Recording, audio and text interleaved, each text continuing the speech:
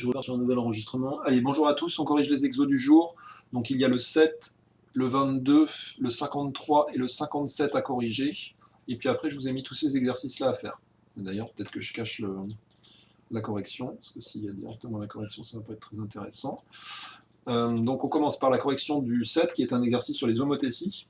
Donc vous demandez à chaque fois de donner le rapport de l'homothétie. Alors, bien entendu, on vous lit dans l'énoncé, mais les homothéties sont clairement de centre A. Alors ça, on le voit tout de suite, je l'avais dit, le centre de l'homothétie, c'est le point commun des deux triangles. Ici, clairement, le point commun des deux triangles, c'est le point A. Donc ça, c'est mon centre de l'homothétie. Et là, pareil, les triangles AMN et les triangles ABC, ben, on entend deux fois le point A, donc le point A, c'est le centre de l'homothétie. Le rapport, alors pour bien voir quel est le rapport, il faut bien lire l'énoncé. Il faut voir quel est le triangle de départ et quel est celui d'arrivée.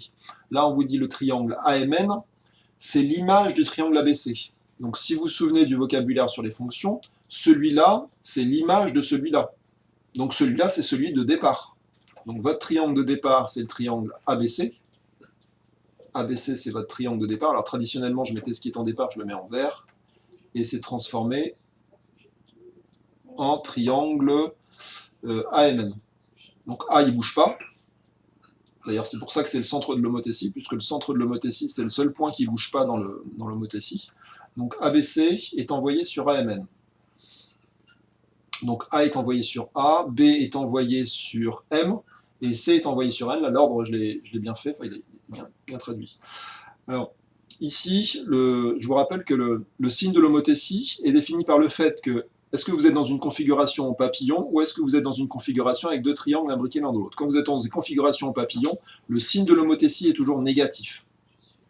Et quand vous êtes dans une configuration où les deux triangles sont imbriqués l'un dans l'autre, le signe de l'homothétie est positif. Donc là, déjà, on trouve le signe. Là, c'est moins puisque c'est une configuration en papillon.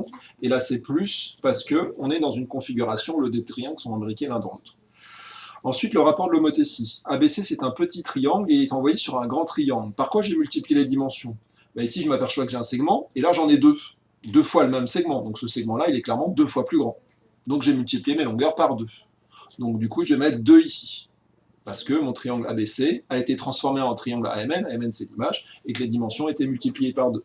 Donc moins parce que je suis dans une configuration papillon, et 2 parce que les dimensions du triangle ABC ont été multipliées par 2. Ici, le triangle ABC, c'est le grand, et le petit, c'est AMN. Donc en gros, j'ai 3 segments qui ont été transformés en 2 segments. Comment je peux transformer 3 en 2 en termes de multiplication? En multipliant par le nombre qui multiplie 3 par quelque chose pour avoir 2. Donc 3 fois quelque chose égale à 2. Ce nombre-là, c'est 2 tiers. 3 fois quelque chose égale à 2. Le nombre que je suis en train de mettre ici, c'est clairement 2 tiers. Donc c'est pour ça que j'ai écrit ici 2 tiers. D'accord? Donc les rapports, c'était moins 2 et 2 tiers. Et non pas 3 demi. 3 demi, ce sera un rapport d'agrandissement. Ici, il vous faut clairement un rapport de réduction. Donc il vous faut un nombre qui est plus petit que 1, puisque votre triangle AMN est plus petit que le triangle ABC. Et là, c'était un rapport d'agrandissement, puisque le triangle AMN était plus grand, mais on a mis un moins, puisque configuration papillon. J'avance, le 22, il n'y avait pas de grosses difficultés. On vous donnait une configuration de Thalès, avec deux triangles qui sont ici dans une configuration papillon. On a bien deux droites sécantes, deux droites parallèles. Et on vous demandait de compléter ce petit tableau de proportionnalité avec les côtés OA, OB, OC, OD. Donc on obtenait ça. J'ai du mal à scanner puisque je pense que le tableau était déjà fait, il me semble, dans l'énoncé de mémoire. Donc on obtient ça. Et puis on complète et on trouve ici le coefficient de proportionnalité. En fait, si 3 est envoyé sur 4,8, par quoi j'ai multiplié 3 pour avoir 4,8? 3 fois quelque chose égale à 4,8, c'est 4,8 divisé par 3. Et quand vous faites 4,8 divisé par 3, vous avez ce qu'on appelle le coefficient de proportionnalité qui correspond à 1,6. Ce coefficient de proportionnalité, c'est exactement votre coefficient d'agrandissement, puisqu'il est plus grand que 1.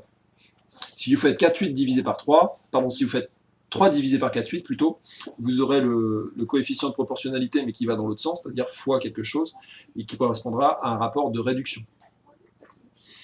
Une fois que j'ai ce rapport d'agrandissement, c'est très simple, je multiplie 5 par 1,6 pour avoir le nombre qui est là, et je divise 6 par 1,6 pour avoir le nombre qui est là. Et je trouve les deux réponses qui sont là. Donc 5 fois 1, 6, ça fait 8. Donc je trouve pour ED qui fait 8. Et 6 divisé par 1, 6, ça fait 3,75. Donc je me retrouve avec AC qui fait 3,75. Donc tout ça pour vous dire que finalement, le théorème de Thalès, ce n'est plus ni moins qu'un tableau de proportionnalité avec le coefficient de proportionnalité qui correspondrait à mon coefficient d'agrandissement ou de réduction. Donc c'est de la proportionnalité. J'avance, je passe à l'exercice 53. Alors pour l'exercice 53, si je suis allé trop vite, vous regarderez la vidéo que je mettrai sur Pronote et puis vous ferez des petites pauses. Pour l'exercice 53, alors il y avait plusieurs façons de faire cet exercice. On vous demandait de calculer la longueur de la rampe AE. Donc toute cette rampe-là, combien est-ce qu'elle mesure? Alors on voit qu'il y a des triangles rectangles, donc on a des côtés d'angle droit, donc on pense quand même au théorème de Pythagore.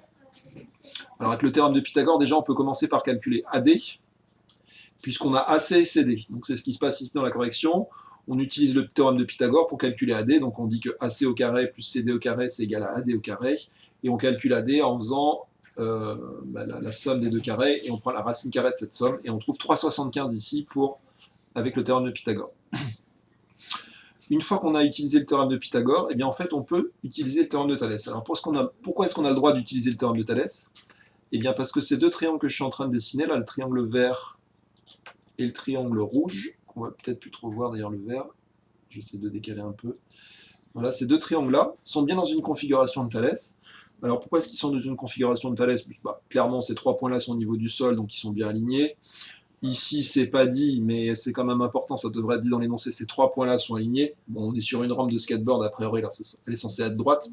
Encore qu'il y a des rampes qui sont incurvées légèrement, mais là, pour que l'exercice marche, il faut vraiment que ces trois points-là soient alignés. C'est pas dit dans l'énoncé, c'est un oubli. Mais il faut qu'il le soit. Première chose à voir, on a ici un angle droit et là un angle droit. Et ça va nous permettre de dire que ces deux droites-là sont toutes les deux perpendiculaires à une même droite, c'est-à-dire le sol, et donc elles sont parallèles. C'est ce qui est indiqué ici. DC et EB sont toutes les deux perpendiculaires à une même droite, donc elles sont parallèles. Donc ça, c'est un petit truc important à dire.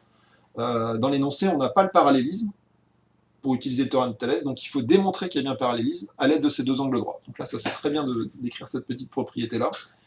J'ai l'impression que c'est figé. Ouais, personne me... Ah si, il y a Jeanne qui vient juste de me le dire. Je vois que mon laser ne bouge pas sur mon retour. Partager. Hop.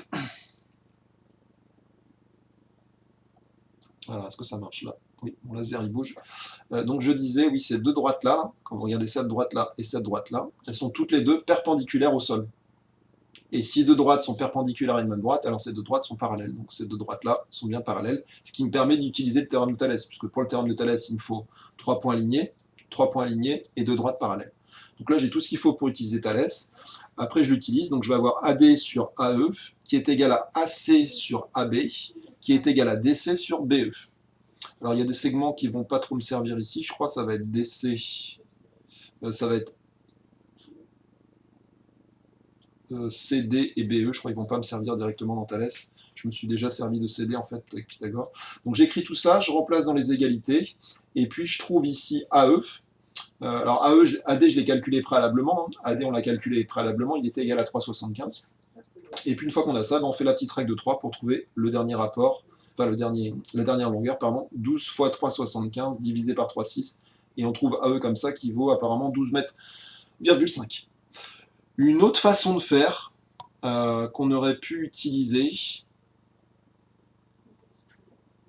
excusez-moi, je suis en train de bugger, est-ce qu'il y a vraiment une autre façon de faire?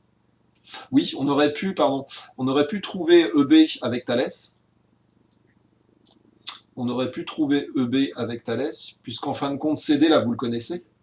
Donc si vous connaissez CD, vous êtes capable de trouver BE. Et une fois que vous avez BE, vous êtes capable de calculer AE avec le théorème de Pythagore dans le triangle ABE. Donc voilà une autre façon de faire. On peut d'abord faire Thalès et ensuite Pythagore, alors que là on a fait Pythagore d'abord et Thalès après. Mais si vous avez fait comme ça, Pythagore d'abord pour trouver... Thalès d'abord pour trouver EB et Pythagore ensuite pour trouver AE, ça doit marcher aussi, vous devez trouver la même chose. Allez, j'avance. Bon, j'ai pas mis la correction, j'ai pas mis l'autre possibilité. Alors cet exercice-là était un petit peu plus difficile. Là, vous allez voir, plus ça va aller, plus les configurations de Thalès sont un petit peu cachées et les longueurs, il faut un petit peu plus les chercher. Alors on vous demande ici de trouver CI. Alors CI, tiens, je vais la repasser en rouge, qu'on le voit bien. Moi, je cherche ce petit segment-là. Alors quand je mets CI en rouge, je m'aperçois que CI, tiens, il est dans ce triangle. Alors en fait, oui, non, il faut pas le calculer en... Alors, je ne sais pas s'il y a des gens qui ont pensé à faire ça, mais malheureusement, ce n'est pas une bonne idée. Enfin, c'est une bonne idée, mais ici, dans l'exercice, ça vous donne une solution très compliquée. Donc si vous avez choisi de faire ça, alors je pourrais vous le faire tout à l'heure, pourquoi pas. Tiens, je vais faire une capture d'écran, je le mets de côté, ça. Nouvelle page. Mais là, ici, en l'occurrence, c'est pas une bonne idée. Alors, la bonne idée, c'était plutôt d'utiliser Thalès, mais en fait, ici. Donc, dans ce triangle-là, le petit, je le mets en vert, et dans ce triangle-là. Donc, en fait, il y avait deux configurations de Thalès. Il y en avait un qui donnait un exercice relativement simple, et l'autre un exercice beaucoup plus compliqué. Donc, pas de chance à vous, là, si vous avez choisi la première propriété, enfin, la première configuration, plutôt. Donc là, quand j'utilise Thalès là-dedans, bah, ça marche relativement bien. En fait, l'idée, ça va être de calculer ID, si je puis dire, sans jeu de mots. Donc l'idée, c'est de calculer ID. Et une fois qu'on a ID, on va pouvoir trouver CI. Alors pourquoi est-ce que vous pouvez trouver CI si vous avez ID? Parce qu'en fait, ici, on a des carrés, c'est marqué dans l'énoncé. ADCB sont des carrés, c'est un carré, pardon, et EFGD aussi. Donc ce côté-là, s'il fait 3, bah, ce côté-là fait aussi 3. D'accord? DC fait 3. Donc si je trouve DI, je vais être capable de trouver IC, en faisant 3 moins ID. Et pour trouver ID, bah, en fait, c'est faisable. Je vais utiliser Thalès dans ce petit triangle et dans celui-là. J'ai bien des droites parallèles, puisqu'ici j'ai des angles droits, donc j'ai bien du parallélisme, j'ai bien des côtés alignés, pas de souci. Donc je peux faire en fait GD sur GA. Alors on peut se dire, oui, mais on ne connaît pas GD et on ne connaît pas GA. Ben, en fait, si. GD, en fait, il vaut la même chose que GF, puisque ça, c'est un carré. Donc GD, là, celui que je suis en train de mettre avec le petit laser, là, il vaut 2. Et AG, il vaut combien? Ben, ça vaut 2. Et ça, c'est un carré, donc ça vaut aussi 3. Donc en fait, GD sur GA, ça fait 2 sur 5. 2 sur 3 plus 2 si vous préférez. Ça vaut 2 et ça vaut 5. Donc j'ai entièrement déterminé ce rapport, ce qui est très bon signe pour la suite. Donc quand je fais GD sur GA, j'ai 2 sur 5. Puis après, je fais ID sur AB. Et puis je fais GI sur GB. Celui-là, il ne nous sert à rien, on pourrait presque ne pas l'écrire. GI sur GB, oui, il est au milieu. GI sur GB, celui-là, il ne sert à rien. Donc quand j'écris ça, je me retrouve avec cette égalité. 2 sur 5 est égal à DI sur 3. Et je peux trouver DI en faisant une règle 3. 2 fois 3 divisé par 5. Je me retrouve avec 6 divisé par 5 qui fait bien 1,8. Pardon, qui fait 1,2. Et après, j'enlève à 3 cm. Donc ici, il y a 3. J'enlève les 1,2 que j'ai trouvé. Et je trouve ici que CI fait 1,8. Et j'ai trouvé la réponse comme ça. Je ne sais pas si vous avez compris. On se place dans Thalès avec ces deux triangles-là. Celui-là, il mesure 2. Donc ça mesure 2. Et celui-là, il mesure 5. Donc en fait, quand j'utilise Thalès, je vais faire 2 sur 5 est égal à ID sur 3.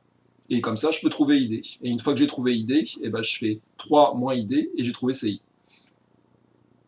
Donc voilà, ça c'était la solution la plus simple. Je vous explique rapidement la solution la plus compliquée. Donc une solution plus compliquée, c'était... je me lance dans un truc là, je ne sais pas si c'est une bonne idée. Je vais peut-être en perdre plusieurs en route, mais bon, si vous avez fait comme ça, c'était faisable. Si ça, je l'appelle X. Non, pardon. Lui, on va l'appeler X, puisque c'est celui qu'on cherche. Donc si lui vaut X, ben lui, en fait, ID, il vaut 5... Non, pardon, il vaut 3 moins X. D'accord? Et je me retrouve avec un Thalès, où j'ai finalement, quand je fais petit sur grand, ou grand sur petit, je ne sais pas, donc dans cette configuration-là, ce côté-là, celui-là sur celui-là, c'est égal à celui-là sur celui-là, qui est égal à celui-là sur celui-là. Alors celui-là sur celui-là, je les connais tous les deux en fait. Celui-là il fait 3 et celui-là il fait 5. Donc ça veut dire que 3 moins x, 3 moins x, sur x, donc là je fais petit sur grand, petit côté sur grand côté, est égal à ce petit côté sur grand côté, mais ça je le fais pas parce que ça me sert à rien, je connais ni l'un ni l'autre, est égal à 2 sur 3. Puisqu'ici il y a 2 sur 3. Et là, je peux utiliser, alors ça va nous servir dans un des exos du jour, je peux utiliser ce qu'on appelle les produits en croix, c'est-à-dire que x fois 2, il est égal à 3 fois moins 3x. X fois 2, je multiplie les nombres qui sont dans la diagonale, et en fait les produits des nombres dans la diagonale sont égaux. 3 fois 3 moins x. Et quand vous développez ce calcul, quand vous essayez de résoudre cette équation, vous tombez sur 2x, là-bas vous avez 3 fois 3, 9, moins 3x. J'ai dû me tromper, je crois. Il y a un truc bizarre là.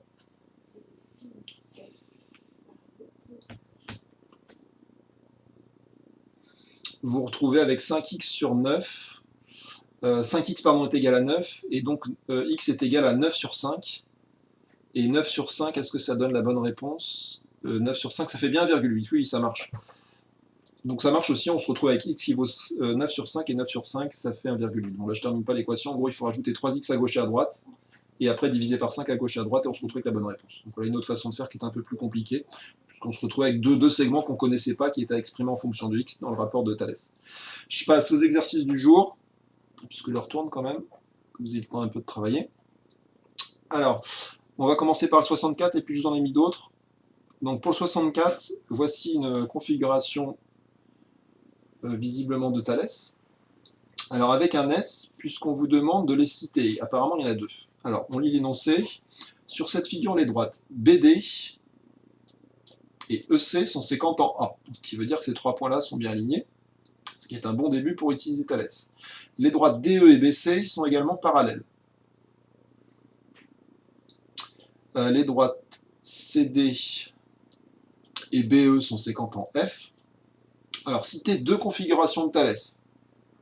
Alors vous pouvez éventuellement, je vous autorise là à faire ça, si vous voulez vous simplifier la vie, je vous autorise à me nommer les deux triangles qui servent dans la configuration de Thalès. Donc soit vous trouvez deux triangles imbriqués l'un dans l'autre, ou soit deux triangles en configuration papillon, et il faut que ces configurations de Thalès permettent d'écrire le rapport DE sur BC. Donc DE sur BC.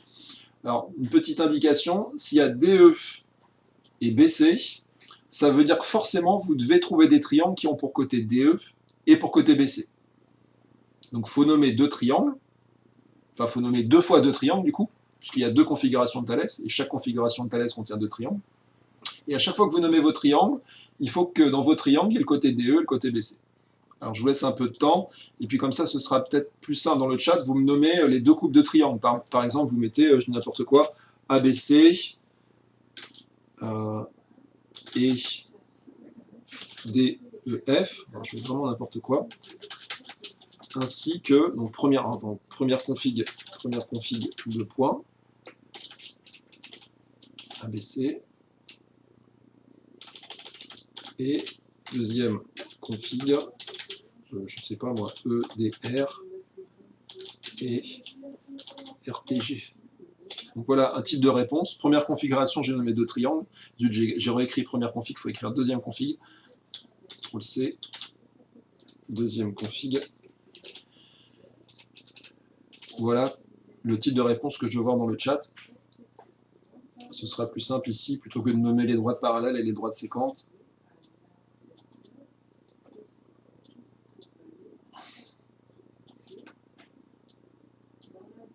Et une fois que vous avez écrit les configurations de Thalès, essayez d'enchaîner avec les rapports, puisque vous allez en avoir besoin pour la suite.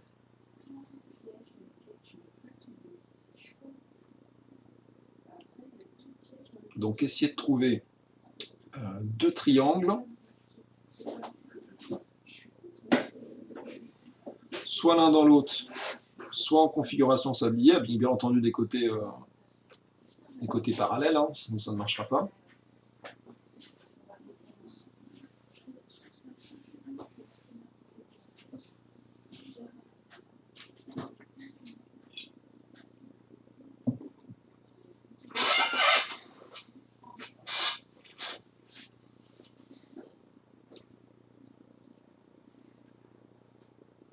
Alors plus ça va aller, plus dans les exos, vous allez voir que le théorème de Thalès va être de plus en plus caché.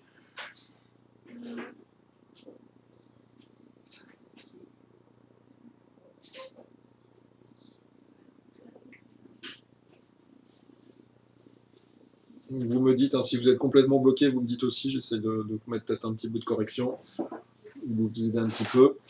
Alors Gabin, tu me dis...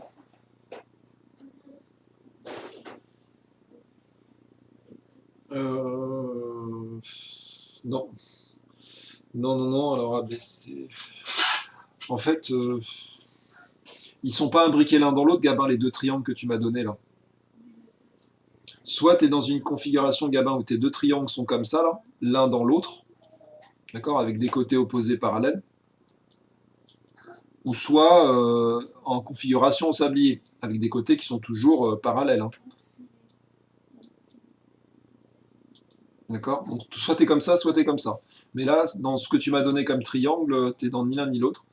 Tes côtés sont pas du tout dans le prolongement l'un de l'autre. Timothée, il m'a mis ça. Alors Timothée, bien joué, là, t'en as une. T'en as une, il faut en trouver une deuxième. Il y en a une deuxième qui est cachée. Artis.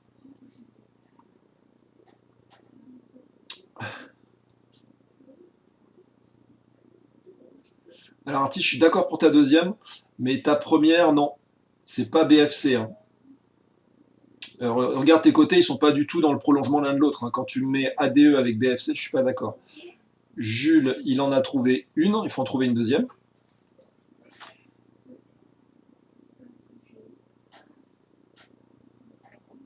Maëlys, elle a la première. Et elle a la deuxième. Très bien, Maëlys, c'était la première à donner les deux là. Super, Maëlys. Et Timothée, il a trouvé la deuxième, je crois. Alors attends, Timothée, la première, c'était ça. Et la deuxième. Mais non, tu m'as remis la même chose, Timothée, là. Tu as écrit deux fois la même chose, Timothée. Donc c'est pas une différente.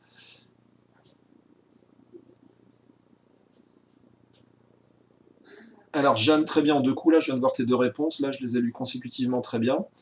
Jules, je sais plus, il m'avait donné celle-là, et du coup, celle-là est bonne. Très bien pour Jules, ouais, c'est ça. Alors, une fois que vous avez trouvé vos configurations de Thalès, eh bien, écrivez les rapports qui viennent grâce à ces deux configurations. Donc, vous avez trois séries d'égalité, enfin, trois quotients qui sont égaux. Donc, écrivez les trois quotients égaux avec vos deux premiers triangles, et écrivez vos trois rapports égaux avec vos deux autres triangles. Et vous allez voir qu'en fait, ben, dans ces séries de rapports égaux, il y a un quotient qui apparaît dans les deux. Dans les deux, vous devez avoir ça. Donc si vous réfléchissez bien, finalement, si dans vos trois quotients égaux, à chaque fois, il y en a un en commun, ben, finalement, c'est que tous vos quotients sont égaux. Puisque quelque part, il y a un point en commun.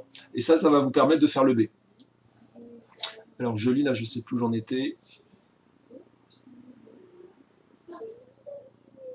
Ah, Timothée, il a enfin trouvé la deuxième. Ok, c'est bon.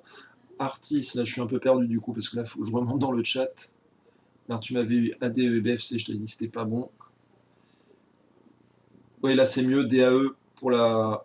C'était ta première qui était pas bonne, je crois, Artis. Hein. Ta deuxième est bonne. Pour ta première réponse, DEF et BFC, ça, c'était bon.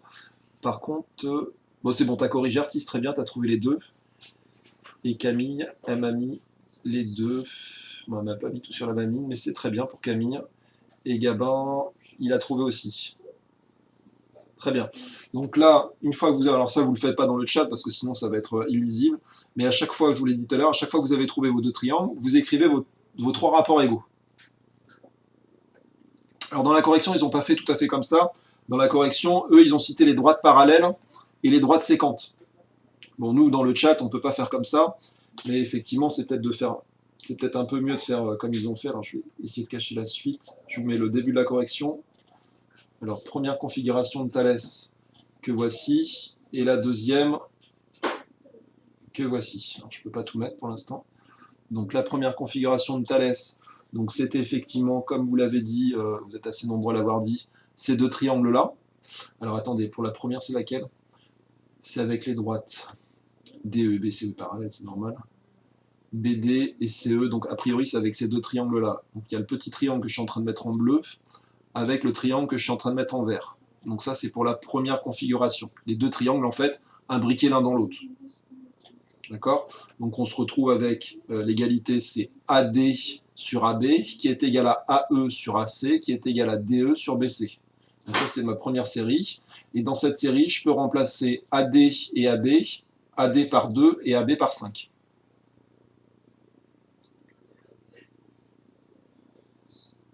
Voilà. Et Jules, ce que tu m'as écrit, je crois que ça correspond à ce qui est écrit là, donc ça doit être bon, puisque je suis en train de regarder ce que tu as écrit. Et ce qui est écrit, c'est exactement pareil. Ouais, donc là, tu as bien trouvé toi, ta première, c'est la deuxième ici, visiblement. Et pour l'autre configuration, alors cette fois, je vais effacer les triangles, ou alors j'aurais dû faire deux figures différentes. Remarque qu'il n'est pas trop tard. Je vais le mettre en dessous, je vais reprendre une autre figure, ce sera plus propre. Donc la deuxième configuration, c'est, comme vous êtes très nombreux à l'avoir vu là, félicitations à vous, c'est une configuration en papillon. Donc là, c'est un exercice intéressant, puisqu'il y a deux configurations de Thalès qui sont un petit peu cachées. Il y en a une en papillon et une avec deux triangles imbriqués l'un dans l'autre. Donc là, je vous ai mis celle avec les triangles imbriqués l'un dans l'autre. Et ici, là, j'ai fait une nouvelle capture parce que si je redessine par-dessus, on ne va rien voir du tout. Je vous montre les deux triangles, pour ceux qui ne l'ont pas vu, en configuration sablier. Donc c'était ce triangle-là avec celui-là. Bon, je ne l'ai pas très bien fait. Et du coup, on se retrouve avec FD sur FC, qui est égal à FE sur FB, qui est égal à DE sur BC. Donc là, vous vous retrouvez avec toute cette série de rapports. Je vais peut-être aller un peu vite là. Donc la première configuration, on se retrouve avec ces trois rapports égaux, et la deuxième configuration, on se retrouve avec ces trois rapports égaux. Et là, on a fini le A normalement. Alors, si vous voulez faire avec des triangles dans une rédaction classique, vous pouvez. Par contre, nommez bien, dites bien que vos deux triangles sont dans une configuration de Thalès et que vos droites sont parallèles. Un petit truc à bien comprendre quand vous le faites avec des triangles, je vous montre un exemple par exemple où ça ne marche pas. Regardez ce triangle-là avec ce triangle-là. Alors je prends deux côtés parallèles. Ce côté-là, il est bien parallèle à celui-là. Donc ça, on va dire que c'est vrai. Voilà, c'est très mal fait ma figure. On va considérer que les deux segments-là sont bien parallèles. D'accord? Je vais l'enlever ça. Et par contre, regardez, ici je dessine un triangle. Je dessine un triangle comme ça. Alors ça, c'est pas une configuration de Thalès, même si les droites qui sont là sont parallèles. Pourquoi? Parce que ces trois points-là ne sont pas alignés. Il faut bien que vos côtés des triangles soient situés dans le prolongement l'un de l'autre. C'est-à-dire que ce côté-là, quand je le prolonge, tombe sur celui-là, et ce côté-là, quand je le prolonge, tombe sur celui-là. Donc c'est pas tout d'avoir le parallélisme, il faut aussi d'avoir les points alignés. Donc pour avoir une configuration de Thalès, vous dites les deux triangles sont bien dans une configuration de Thalès, et vous dites bien que les droites sont parallèles ici. Pour terminer l'exo, eh bien, regardez ces rapports-là, ce rapport-là et ce rapport-là. On vous demande de calculer EF pour la dernière question.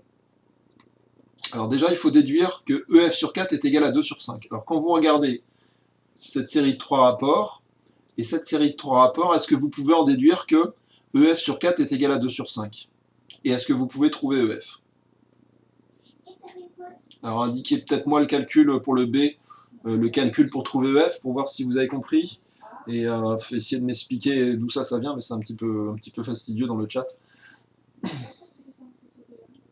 Et puis si vous avez fini, il y a le 62 après.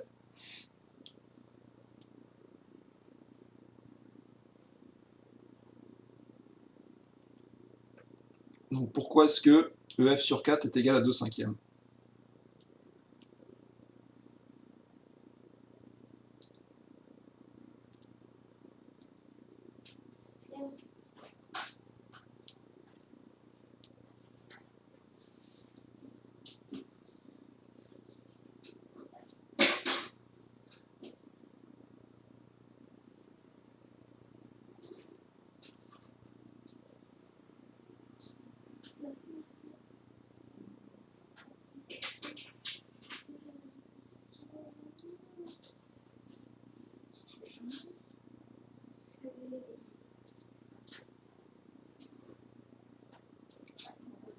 Est-ce que je peux corriger? J'attends encore un peu.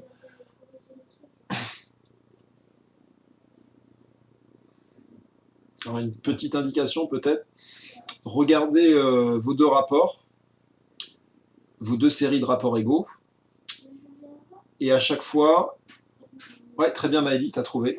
Décidément, Maëlie est en forme en ce moment. C'est très bien, c'est ça. En plus, t'as mis l'unité. Vous regardez vos deux rapports égaux. Et en fait, dans les deux rapports égaux, il y en a un qui apparaît ici et ici. Normal, parce que c'était demandé d'ailleurs. Il fallait trouver des rapports égaux à DE sur BC. Donc ça veut dire que si on a nos trois rapports qui sont égaux à... Enfin, nos trois rapports égaux, il y a DE sur BC. Et ici, nos trois rapports égaux, il y a aussi DE sur BC. Conclusion, bah ici, j'ai un point commun. Je mets un petit coup de fluo là. J'ai un point commun ici avec ça. Si vous avez... Bertrand qui a le même compte en banque qu'Anaïs, et Robert qui a aussi le même compte en banque qu'Anaïs. Ben finalement, ça veut dire que Bertrand et Robert ont le même compte en banque, tous les deux, entre eux. Et ici, c'est un peu pareil. ces deux rapports-là sont égaux à celui-là, et ces deux rapports-là sont égaux à celui-là. Conclusion, tous les rapports sont égaux. D'accord ? Donc vous allez pouvoir en déduire, si tous les rapports sont égaux, qu'en particulier, 2/5, il est aussi égal à celui-là. En fait, 2/5, il est égal à ça, mais FE sur 4, il est aussi égal à ça. Donc 2/5 est aussi égal à FE sur 4. Donc voilà comment est-ce qu'on termine l'exercice. C'est pas très dur en fait. Là, quand vous avez fait le A, vous avez fait le plus dur finalement. Je termine, je remets tout ça un petit peu mieux. Ça, je l'efface. Donc là, ça c'est le début.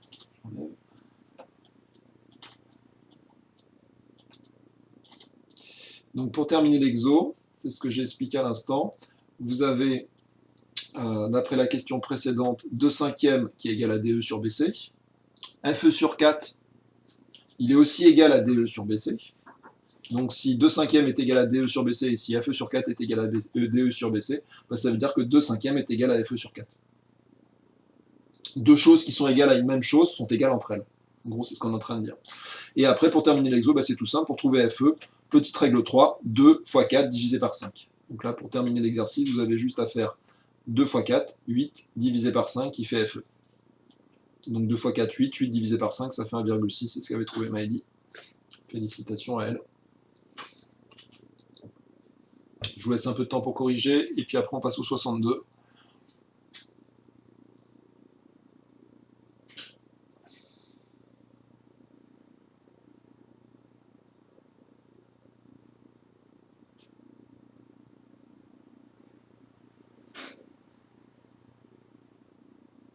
Allez, je passe au 62, vous me dites si je suis allé trop vite, je pourrais revenir dessus, sinon je mets la petite vidéo après sur le cahier de texte du jour, et puis vous faites pause à l'endroit où je suis allé trop vite.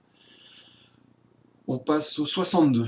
Ah, mais il y a la correction qui est ici, qu'on va cacher tout de suite, parce que si vous avez la correction sous les yeux, c'est pas très intéressant. Enfin, c'est intéressant de travailler avec des corrections, mais si on les lit sans réfléchir, ça n'a aucun intérêt. Alors pour cet exercice, on vous dit Noé, qui est représenté par le point N, doit rejoindre sa sœur qui est ici, Juliette, qui est représentée par le point J. Il coupe à travers le parc en passant par le point B. Le parc est représenté par le triangle AJDC. Alors on vous demande quelle distance Noé doit-il parcourir. Autrement dit, quelle est la distance NJ. La distance qu'on vous demande de calculer, c'est NJ. C'est ça la question qu'on vous pose finalement. Si je reformule la question, c'est quelle est la longueur de NJ, pour l'interrogation. Alors pour trouver NJ, on s'aperçoit qu'NJ, on peut le décomposer en deux morceaux. Il y a NB, et puis il y a JB. Donc est-ce que c'est plus simple de calculer ces deux morceaux, ces deux segments, et d'additionner les longueurs, plutôt que de calculer directement NJ? Je pense que oui, il vaut mieux décomposer les deux morceaux. Alors est-ce que vous avez une idée pour trouver JB, et est-ce que vous avez une idée pour trouver BN? Et après du coup, pour trouver JN, ce sera plus très dur si vous avez les deux morceaux. Alors d'ailleurs, quand j'ai fait ça, là, je pense que ça doit vous aider un petit peu à avoir peut-être des configurations de Thalès qui sont cachées dans cette figure. Ouais, il y a un papillon, effectivement, artiste, tu l'as vu. Alors le fait que je vous ai fait ça, ça vous le montre sûrement. Alors commencez pas tout de suite par Thalès. Attendez, je réfléchis, je vous dis pas de bêtises. Encore que... Bon, ouais, vous pouvez faire ce que vous voulez en fait. J'ai l'impression que... Ouais, c'est peut-être... Bon, on peut le faire en commençant par Thalès, mais je vous déconseille. On peut faire un peu plus rapide, je pense. Donc, clairement, ici, artiste l'a vu, il y a un papillon. Alors, le papillon, c'est NBC avec JBA. D'accord? Alors, le problème, c'est que nous, on a besoin de BN et JB. Et donc, on va écrire à un moment, on va écrire BN sur BJ. Vous êtes d'accord? Le truc avec BN sur BJ, c'est que vous connaissez ni BN, ni BJ. Et quand vous avez un rapport comme ça, vous connaissez ni le numérateur, ni le dénominateur, vous ne pourrez rien faire. D'accord? Bn sur Bj, vous ne pourrez rien en faire parce que vous ne connaissez ni Bn ni Bj. Donc c'est pour ça que je vous disais, c'est bien beau de voir Thalès, mais il ne faut peut-être pas commencer par là. Avant de faire Thalès, il faut, à mon avis, voilà, trouver une longueur. Alors BC, effectivement, on peut l'avoir, mais même si tu as BC, Gabin, ce que j'expliquais tout à l'heure, c'est que dans la configuration que j'ai indiquée ici, là, tiens, je vais la mettre en rouge pour que ce soit bien clair. Là. Non, c'est officiel, on va utiliser cette configuration-là. J'en vois, est-ce qu'il y en a d'autres d'ailleurs? Il n'y en a pas d'autres, hein, des configurations de Thalès ici. Autant tout à l'heure, on pouvait en trouver d'autres. Là, je ne vois pas d'autres configurations. Tac. Donc ces deux triangles-là, ce que j'étais en train de vous expliquer. Le petit problème, c'est qu'on va cette configuration de Thalès va nous donner le rapport Bn sur Bj. Et vous connaissez ni Bn ni Bj, donc vous ne pourrez pas l'utiliser directement. Donc avant de faire ça, est-ce qu'on ne peut pas utiliser un autre théorème qu'on aurait vu dans une classe précédente et qui permettrait de trouver soit Bn ou soit Bj? Voilà, effectivement, Jules et Gabin ont eu une très bonne idée. Il y a des triangles rectangles ici, donc là, ça saute aux yeux. On a envie d'utiliser Pythagore, soit pour trouver Bj, ou soit pour trouver Bn. Alors, essayez de voir lequel vous avez plus envie de trouver que l'autre. Enfin, quel est celui dont vous avez envie de trouver, que vous avez envie de faire en premier. Alors, Bn, tu peux, mais à mon avis, tu te compliques un peu la vie, Gabin. JB, effectivement, c'est beaucoup plus simple que BN. Parce que pour BN, tu as besoin de BC. Alors BC, tu peux l'avoir, mais tu as besoin de CN. Et CN, tu l'as pas. Ou alors, il faudrait le calculer avec Thalès. Donc, tant qu'à faire, on regarde le triangle ABJ, et clairement, là, sur les trois côtés, on en a deux. Donc, on ne va pas s'embêter. Si sur les trois côtés, on en a deux, on est capable de trouver JB. Donc là, je pense que je vous ai bien aidé dans l'exo. On commence l'exercice, en fait, avec le théorème de Pythagore dans ce triangle-là. On trouve BJ. Et après, on termine l'exercice avec le théorème de Thalès, avec les deux triangles qui sont là. Et puisqu'on a trouvé JB, BJ si vous préférez, on pourra trouver BN, et donc après on pourra additionner les deux longueurs pour répondre à la question. Allez, je vous laisse un peu de temps, là, je vous ai bien aidé. Pensez à rédiger. Dans la rédaction, il y a des choses que je n'ai pas trop précisées là à l'oral, notamment Pythagore, ici il y a un angle droit, mais ça c'est indiqué parce que c'est un rectangle. Et on peut utiliser le théorème de Thalès parce que c'est toujours la même chose. Ces deux droites-là sont parallèles. Pourquoi est-ce qu'elles sont parallèles? Bien parce qu'elles sont perpendiculaires à une même droite. Donc ça, pensez à le dire quand il n'y a pas le mot parallèle dans l'énoncé, c'est qu'il faut justifier qu'il y a le parallélisme pour pouvoir utiliser le théorème de Thalès. Et ici, le parallélisme, il va se démontrer avec le fait qu'il y ait deux angles droits. Donc je répète, la propriété que vous allez souvent utiliser, c'est une propriété de sixième. C'est si deux droites sont perpendiculaires à une même droite, alors ces deux droites sont parallèles. Et ici c'est le cas, il y a un angle droit là puisque c'est un rectangle, et il y a un angle droit là puisqu'il y a le codage. Donc la droite CN et la droite AJ sont bien perpendiculaires à une même droite. La droite AC. Allez, je vous laisse faire et puis vous me donnez la réponse. Donc il y a un calcul pour trouver JB avec le théorème de Pythagore, et après on termine avec Thalès pour trouver BN, et après on additionne les deux.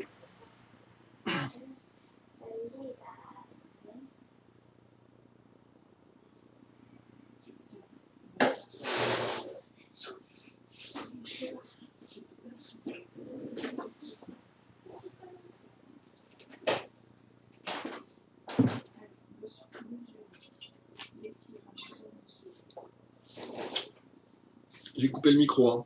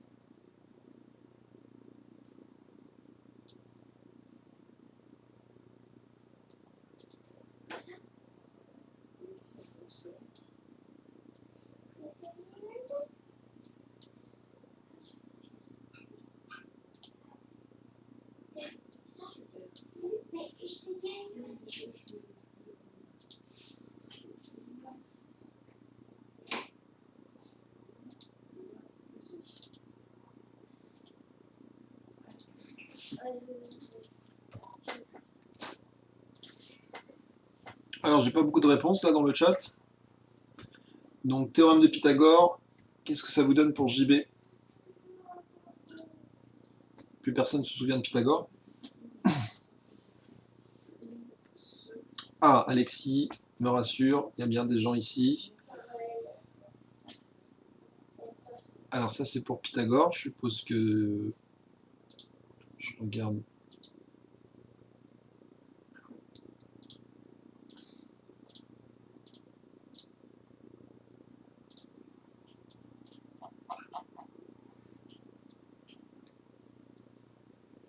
Très bien, et maintenant il faut trouver BN avec Thalès, pour ceux qui ont trouvé JB là.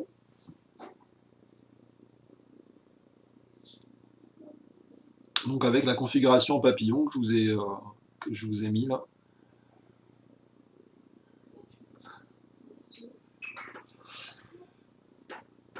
Alors, très bien Alexis, très bien Maëlie, très bien Camille, très bien Maëlie, qui a encore fini l'exercice en premier, décidément. Bon, Maëlie, t'as quasiment fini maintenant, il suffit juste que tu additionnes, c'est très bien. Je sais pas ce qu'elle a mangé, Maëlie, en ce moment, j'ai l'impression qu'elle comprend mieux quand c'est à distance qu'en cours. Et Artis, très bien pour JB, maintenant il faut trouver BN, et après additionner.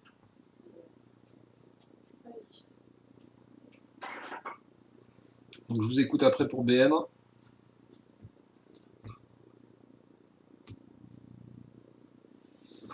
Donc le rapport donc pour Pythagore, pour ceux qui n'ont pas compris, c'est ce nombre-là au carré plus ce nombre-là au carré qui est égal à celui-là au carré. Donc il faut écrire JA au carré plus AB au carré qui vaut JB au carré. Donc vous faites 45 au carré plus 60 au carré. Vous regardez ce que ça vaut, vous additionnez ces deux carrés. Et vous faites racine carrée après de cette somme pour trouver JB. Ouais, très bien Gabin, c'est ça. Tu as additionné les deux, je suppose, parce que j'ai pas vu l'étape BN. Ou alors j'ai zappé un truc. Bah, tu peux passer au suivant, le 59, je sais plus lequel c'est. C'est celui-là. Alors 59, il n'est pas facile.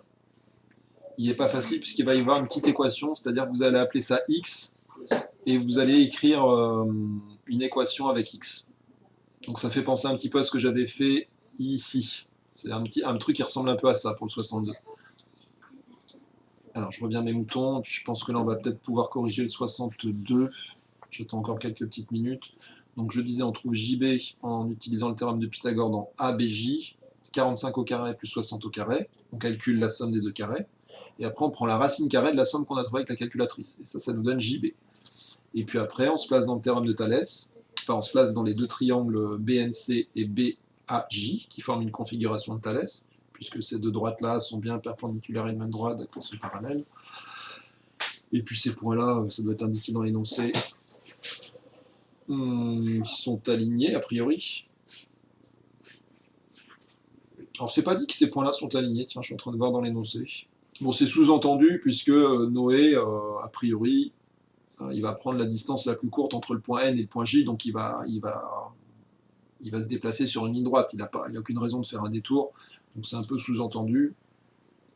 Quand on vous dit il coupe par le parc, c'est qu'il coupe pour que ce soit le plus court possible. Donc ces trois points-là sont alignés, sinon on ne peut pas faire l'énoncé.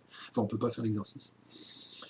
Et donc après, vous avez BN sur BJ qui est égal à BC sur BA qui est égal à CN sur AJ. Et comme vous avez trouvé BN, et vous connaissez BC et AB, alors vous allez me dire, mais non, on ne connaît pas BC. Ben, en fait, si, on connaît BC, puisque vous connaissez JD. Mais si vous connaissez AB, vous pouvez trouver BC, puisque AB plus BC égale JD. Donc le petit segment qui est là, en fait, vous le connaissez. C'est simplement 96 moins 60.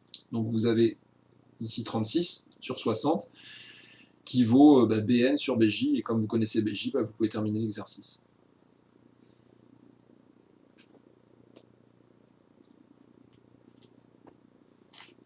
Bon, vous me dites dans le chat quand si je peux corriger, si vous avez fini, si vous avez trouvé la bonne réponse. Je n'ai pas envie de corriger non plus trop vite.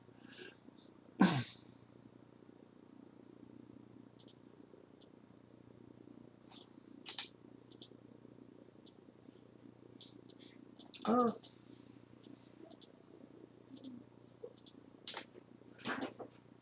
j'ai tout décalé du coup.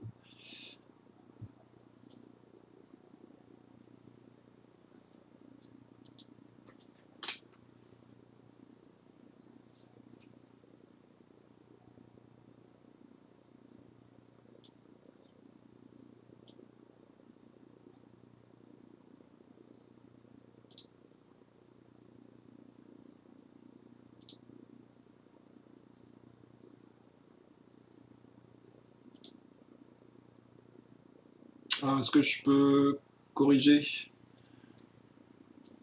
Oui, non. J'attends encore un peu.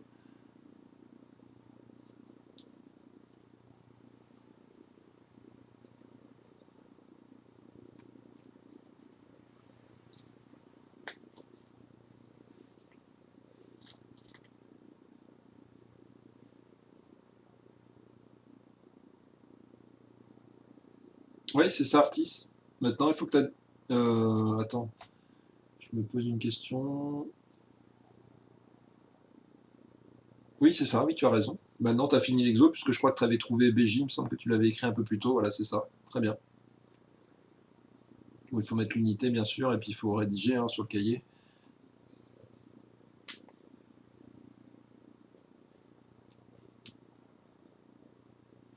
Bon, je vais corriger, j'espère que je vais pas trop vite, mais enfin, je pense que je vais quand même bien expliquer, enfin bien, du moins bien indiquer. Alors, Jeanne a effectivement trouvé 45, donc tu as terminé. Jeanne, maintenant, il suffit d'additionner les deux. Très bien. Tu n'as plus qu'à additionner ton BN avec ton BJ et puis tu as terminé l'exercice. Très bien. Je vous mets la correction. Donc, comme je vous l'avais indiqué, il vaut mieux commencer par le théorème de Thalès que Pythagore. Alors, en fait, on aurait pu faire Thalès d'abord. Alors, avec Thalès, en fait, on aurait trouvé Cn. Et après, une fois qu'on aurait eu Cn, on aurait pu trouver Bn. Et après, reprendre le théorème de Thalès pour trouver Bj. Donc, c'est un peu fastidieux. Au lieu de faire Thalès, Pythagore, Thalès, vaut mieux faire Pythagore, Thalès, c'est plus simple. Donc, Pythagore, donc, comme je l'avais dit dans la Bj, on trouve Jb qui vaut 75. Quand on additionne 60 au carré plus 45 au carré, on trouve 2025 plus 3600. Ça fait 5625. C'est le carré de Jb. Et donc, pour trouver Jb, on prend la racine carrée de 5625. Donc là, il faut une calculatrice, bien évidemment. Si vous n'avez pas de calculatrice, vous ne pouvez pas faire cet exo-là, parce que la racine de 5625, bon courage pour le calculer de tête. Donc ça, apparemment, ça vaut 75. 75 mètres. Donc juste JB fait 75. Et après, on termine l'exo en trouvant BN, en utilisant donc la configuration de Thalès que j'avais indiquée tout à l'heure, c'est-à-dire les triangles BNC et BAJ, qui forment bien une configuration de Thalès. Alors là, ils ne nous ont pas trop indiqué pourquoi c'est parallèle, là, c'est pas très bien ce qu'ils ont fait dans la correction, moi j'aurais quand même rajouté un petit truc, c'est que les deux droites CN et AJ sont toutes les deux perpendiculaires à une même droite, donc elles sont parallèles. Ça peut être bien de le préciser, ça n'a pas été mis ici dans la correction, mais c'est un petit truc à rajouter. Je n'avais pas fait attention que ça a été oublié, mais ici, il n'y a pas de paralysie dans l'énoncé, donc logiquement, il faut le démontrer. Donc j'aurais dit, les deux droites AJ et CN sont toutes les deux perpendiculaires à AC, donc elles sont bien parallèles. Donc je peux utiliser le théorème de Thalès dans les triangles que j'avais indiqués, et donc ça donne BN sur BJ est égal à BC sur AB est égal à CN sur AJ. Je remplace dans cette égalité tout ce que je connais. BC vaut 36, parce que 96 moins 60, ça fait 36. Et donc je me retrouve avec 36 sur 60, qui vaut BN sur 75. Et donc Bn vaut bien ce qu'avait écrit Jeanne l'an dernier, la 36 fois 75 divisé par 60. Et effectivement, ça donne bien 45. Et après, il n'y a plus qu'à additionner 45 avec 75 et on trouve que Noé doit parcourir 120 mètres. Donc je souligne les réponses quand même, 75 mètres, 45 mètres, 45 plus 75. Donc là, on ne pouvait pas le faire directement, il n'y a aucun calcul qui nous donne directement JN. Il fallait décomposer JN en deux morceaux pour pouvoir résoudre l'exercice.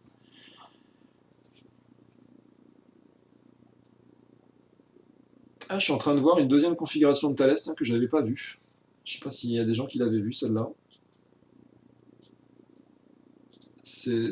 Et du coup, là, il y a JN qui apparaît. Alors, je ne sais pas si on aurait pu faire comme ça, tiens. Est-ce qu'on aurait pu faire comme ça et trouver JN directement?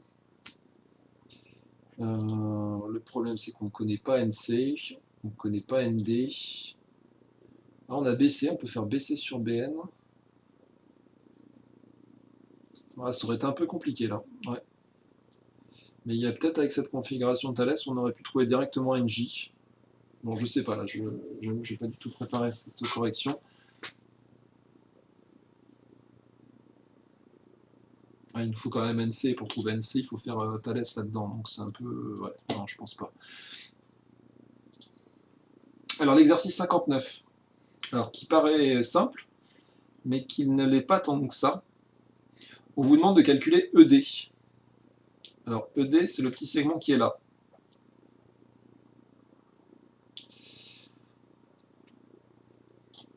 Alors les droites sont bien parallèles, les deux droites sont séquentes, donc là je pense que tout le monde voit bien. Bon, j'espère que tout le monde voit les deux triangles qui vont nous servir pour le théorème de Thalès. Là, si ça vous saute pas aux yeux, il faut commencer un petit peu à s'inquiéter parce que là, clairement, quand on regarde cette figure-là, si vous êtes un petit peu familiarisé avec le théorème de Thalès, vous devez tout de suite voir ces deux triangles. Donc le petit triangle et puis le grand. Donc là, c'est ce que vous avez envie d'utiliser normalement. Bon, là, je tourne pas autour du pot pendant 2 heures, clairement. C'est ces deux triangles-là qui vont nous servir. Alors, essayez de m'écrire l'égalité du théorème de Thalès avec ces deux triangles. Et essayez de voir le problème qui va apparaître, puisque vous, on vous demande de trouver DE. Donc DE, c'est la longueur du segment qui est ici. Alors vous allez l'appeler X à la rigueur, tiens, comme ça on va faire un peu de calcul littéral. X, ça va être la longueur du segment que vous cherchez. Et vous allez voir normalement que quand vous écrivez votre égalité liée au théorème de Thalès là, dans cet exercice, bah, X il va apparaître deux fois l'un sur l'autre, si je puis dire. Et vous n'allez pas pouvoir le trouver directement. Alors ça c'est bien Camille, maintenant tu remplaces là-dedans toutes les longueurs que tu peux remplacer et tu essayes de mettre X au maximum. Donc DE, tu l'appelles X, puisque c'est la longueur qu'on cherche. Donc on va l'appeler X, ce sera plus simple. Donc lui c'est X. Et je vous rappelle, quand vous avez deux quotients égaux, alors vous pouvez faire la règle de 3.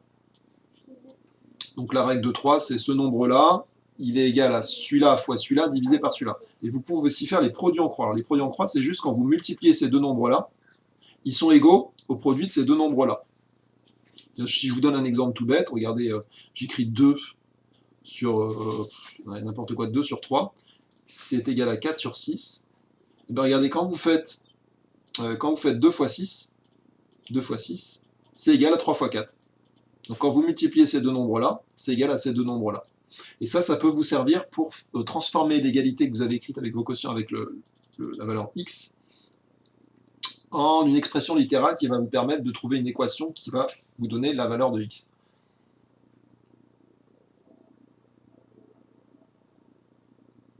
En gros, DE, il vaut x, et DF, lui, il vaut x plus 8,5. Parce que ce qui vaut 8,5, là, c'est juste le petit bout EF.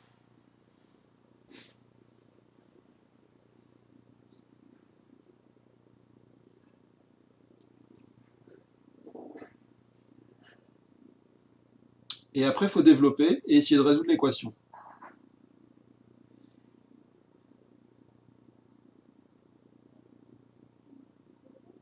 Bon, je vois que l'heure tourne, mais donc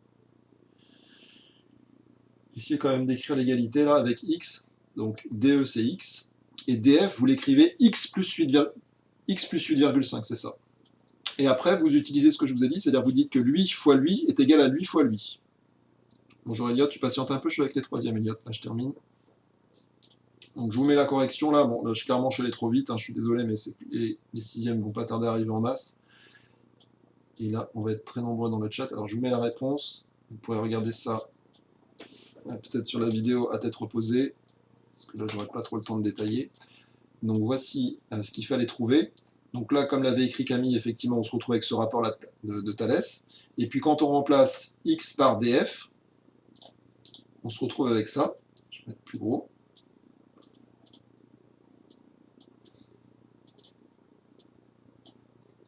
Voilà, x est égal à 32 sur 42. Pardon, x sur x plus 8,5 est égal à 32 sur 42. Et là, c'est ce que je vous expliquais. Lui fois lui, x fois 42, il doit être égal à 32 fois lui. Et du coup, vous pouvez faire du calcul littéral. Donc en gros, lui fois lui, c'est égal à lui fois lui. Donc x fois 42, c'est la flèche qui est là. Et là, alors par contre, il faut bien mettre des parenthèses, parce que quand vous multipliez x plus 8,5 par 32, eh ben, il faut bien mettre des parenthèses autour de x plus 8,5. Là, après, calcul littéral, 32 fois x, 32 fois 8,5. Vous rassemblez les x d'un seul côté, vous enlevez 32x, c'est ça. Vous vous retrouvez avec 10x égale à 272, et ça veut dire que x fait 272 divisé par 10, puisque 42 moins 32, ça fait 10, et vous retrouvez avec ça. Bon, là, je vous mets sur pause pour la vidéo. Bon, je pense pas qu'il y en a qui aient eu le temps de faire le 55, je vais le garder pour la prochaine fois, ou même, je pense que je vous laisserai ces deux exos-là à faire, minimum pour mercredi.